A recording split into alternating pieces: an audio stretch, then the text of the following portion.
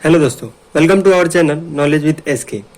तो आज हम लोग जीके का एक इम्पॉर्टेंट टॉपिक पढ़ेंगे जो है इंटरनेशनल ऑर्गेनाइजेशन का। इससे पहले हम लोगों ने नेशनल ऑर्गेनाइजेशन टॉपिक का पूरा कवर कर लिया है, तो जिसका लिंक आप लोगों को कमेंट में मिल जाएगा और या फिर ऊपर आई बटन में आपको शो हो रहा होगा, वहाँ से आप लोग देख सकते हैं। तो चलिए स्टार्ट करते हैं।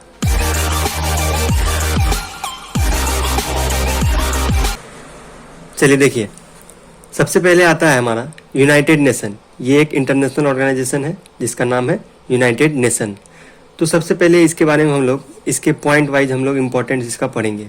तो सबसे पहले देखिए, created in 1945 to increase political and economical cooperation among its states to address problem related to international law, security and human enforcement.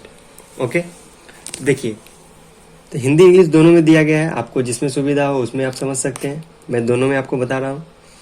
तो पहला पॉइंट क्या है, यूनाइटेड नेशन का काम क्या है, तो वो देखिए क्या है। अपने राज्यों के बीच राजनीतिक और आर्थिक सहयोग बढ़ाने के लिए इसका यूज होता है। अंतर्राष्ट्रीय कानून बनाने में, सुरक्षा और मानवाधिकार प्रवर्तन से संबंधित समस्या का समाधान करने के लिए 1945 में इसका गठन किया गया। किसका? यूनाइटेड नेशन का। ओके, नेक्स्ट इंपॉर्टेंट पॉइंट देखिए। नेक्स्ट है क्या कि कुल 193 मेंबर कंट्रीज है इसके, और 2 जो है परमानेंट ऑब्जर्वर हैं जो कि इसमें अगर वोटिंग होती है तो वो इसमें मतदान नहीं कर सकते, वोट नहीं कर सकते। ठीक है, अगला देखिए क्या है। Head quarter is in New York. इसका जो हेड क्वार्टर है यूनाइटेड नेशन का, ये है न्यूयॉर्क में। हेड क्वार्टर मीन्स मुख्यालय। और नेक्स्ट जो इम्पोर्टेंट है वो है सेक्रेटरी जनरल या फिर हेड बोल लें। तो यूनाइटेड नेशन के जो सेक्रेटरी जनरल है उनका नाम है एंटोनियो गुतेरेस। ओके, चलिए नेक्स्ट देखते हैं। चलिए इसका फाउंडेशन देखते हैं, यानी इसका स्थापना दिवस या फिर इसका गठन कब किया गया। तो यूनाइटेड नेशन का जो गठन हुआ वो 24 अक्टूबर 1945 को किया गया था।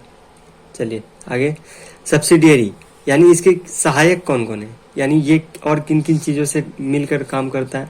तो ये सबसे पहले WHO और यूनेस्को। ओके, इन दोनों से मिलकर ये काम करता है। नेक्स्ट है फाउंडर्स। इसके फाउंडर्स कंट्री कौन कौन है, यानी किन्होंने मिलकर इन्हें इसको बनाया था।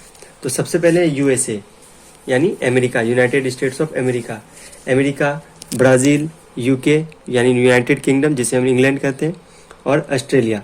इन 4 देशों ने मिलकर यूनाइटेड नेशन का गठन किया था।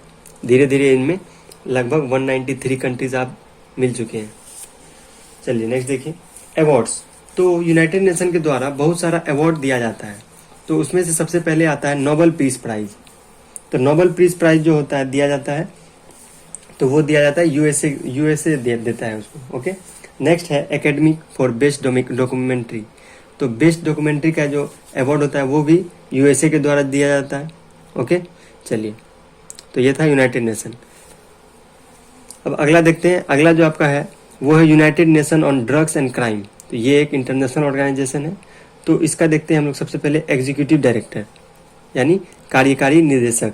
तो कौन है, उनका नाम है गरा फाती वाली। ओके, गरा फाती वाली, इसको याद रखना है आपको। नेक्स्ट देखिए हेड क्वार्टर। तो United nation on drugs and crime का जो हेड क्वार्टर है वो है आपका वियना, ऑस्ट्रिया में।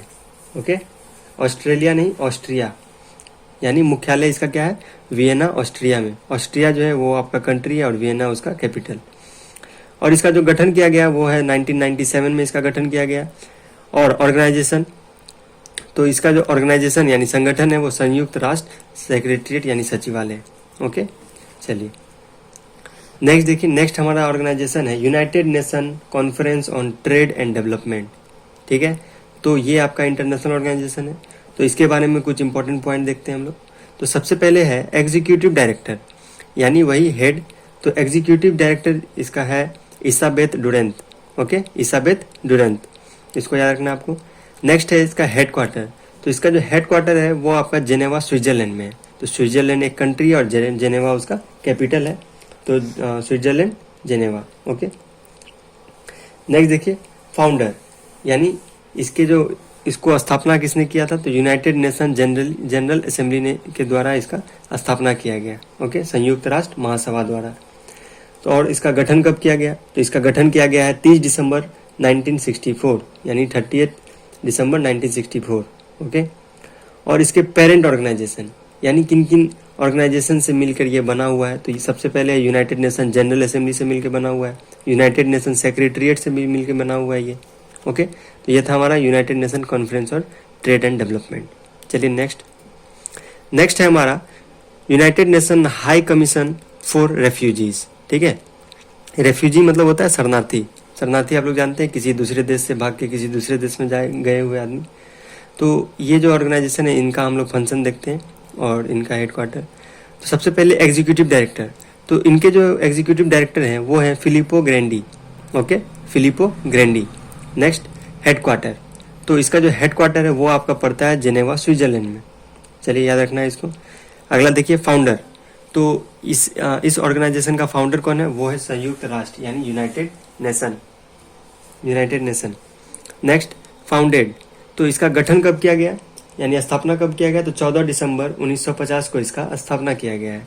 नेक्स्ट पेरेंट ऑर्गेनाइजेशन, तो इसके जो पेरेंट ऑर्गेनाइजेशन है वो कौन है? वो है यूनाइटेड नेशन यानी यूनाइटेड नेशन के द्वारा इसे बनाया गया है।